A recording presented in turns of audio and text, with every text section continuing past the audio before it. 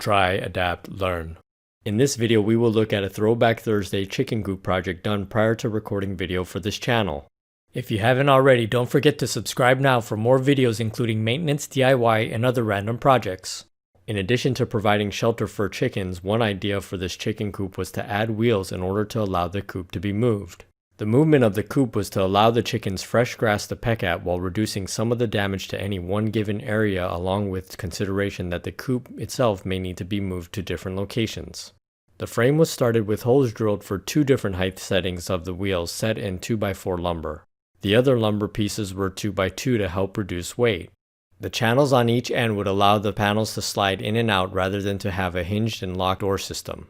The width of the coop was made to accommodate a plastic concrete mixing tub to allow for catchment and cleaning of the chicken manure from the roosting area. The roosting bars would each be cut 2x4s that would sit on top of the plastic piece. Additions to the frame would be the cross members to hold the nest box, the ramp to the roosting area, and the frame for the roof.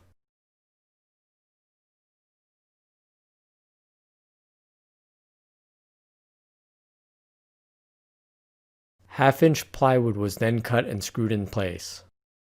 The nesting boxes were made with wire, but if built again, I would have built dividers to accommodate removable plastic containers so that the nesting boxes would be easier to clean. Access panels for the plastic tub and nesting boxes were installed with heavy-duty outdoor hinges.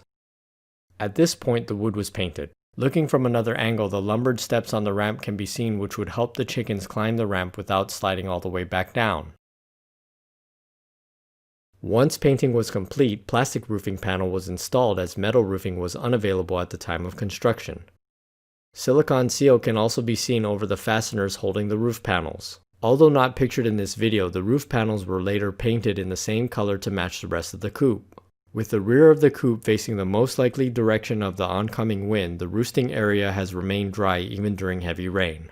As the chickens grew to full size, the coop was later installed next to a large chicken run by removing the front panel.